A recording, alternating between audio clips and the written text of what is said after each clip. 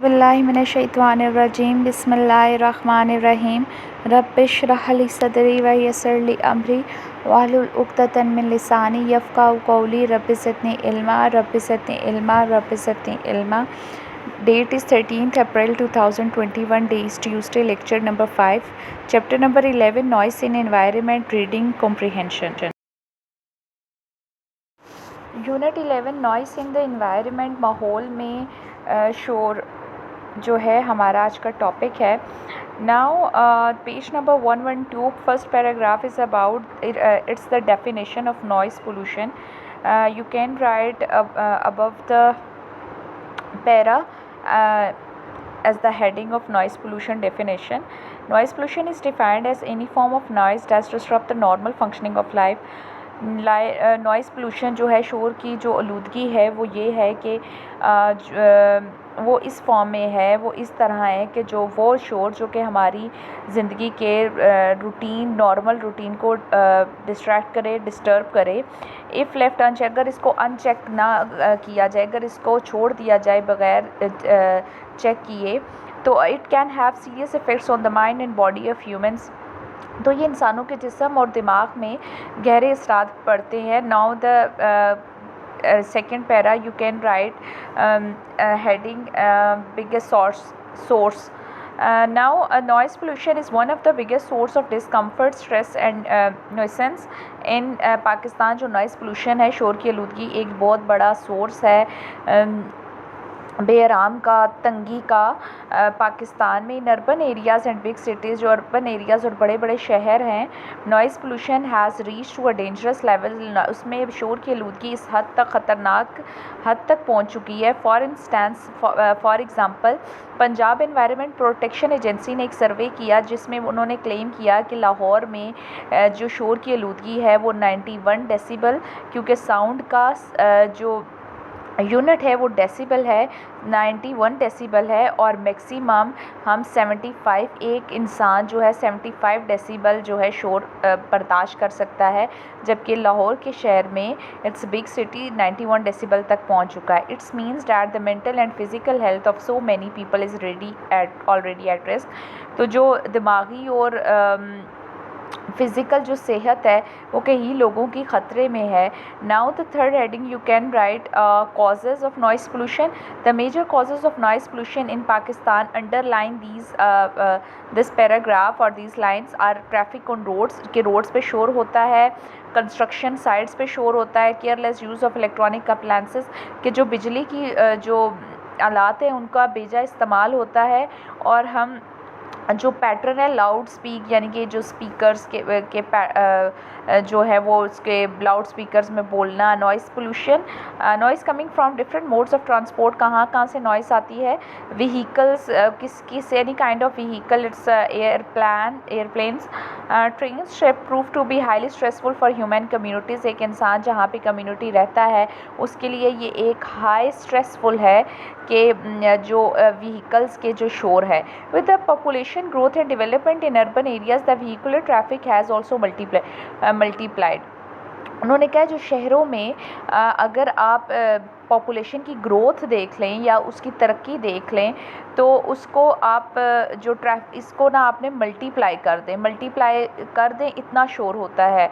This has given rise to noise pollution. ये जो population growth है और या डेवलपमेंट है, ये भी एक कॉज है नॉइज़ पोल्यूशन की, largely in the form of unwarranted honking by driver. जो ड्राइवर्स होते हैं वो बगैर बेजा उनका हॉर्न देते हैं.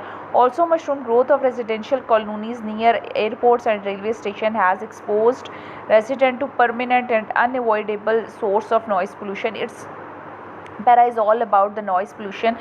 Fourth paragraph is also a cause or source.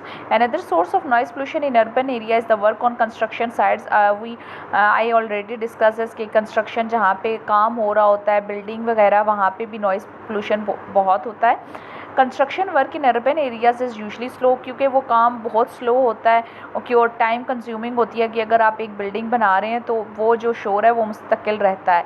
The use of transport and equipment at construction sites is grilling, यानी कि वो जो and parsing sounds big source of noise pollution, यानी कि वो जो खोद रहे होते हैं तो ये भी एक नॉइज़ पोल्यूशन की एक मेजर सोर्स है। It's not only disturb the general public, ये आम आवाम को ना सिर्फ तंग डिस्टर्ब करती है बल्कि ये एक कंस्ट्रक्शन वर्कर जो वहाँ पे काम कर रहे होते हैं उसके लिए भी एक दिमागी बीमारी का सबब बनती है। Now the use of technology para 5 is another cause of noise pollution. For example unmonitored use of mobile phone, हम जो है मोबाइल फ़ोन का बेजा इस्तेमाल, इलेक्ट्रिसिटी जनरेटर, बहुत शोर जिसका होता है, म्यूज़िक सिस्टम एंड टीवी हम बहुत लाउड वॉइस में सुनना पसंद करते हैं। All become irritants from time to time, ये वक्त के साथ साथ ये भी जो है ये मीन्स इससे भी तंगी होती है इंसान को, ठीक है। People usually do not switch off their mobiles और put them on silent when they enter offices, hospital, schools and colleges.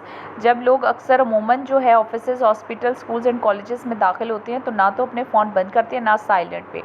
They also use electricity generator excessively in residential area, residential area में electricity generator बहुत इस्तेमाल होते हैं। And put other residential at ease.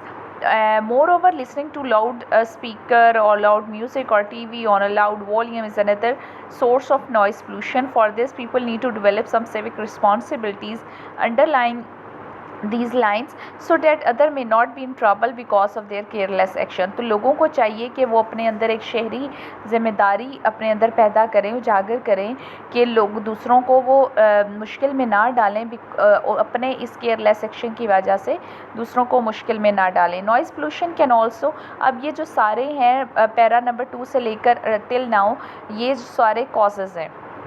It also has a negative impact, इसका negative impact है कि it can cause aggression, गुस्सा आता है, इंसान की टेंशन लेवल हाई हो जाता है, high stress level, hearing loss, सुनने की कुव्वत जो है वो ख़त्म होती है, रेस्टलेसनेस, बेचैनी होती है, तंगी होती है, इंसोम्निया, नींद का ना आना।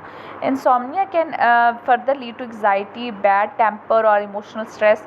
In addition, noise pollution can seriously affect the learners. It gives them unnecessarily mental and physical tension।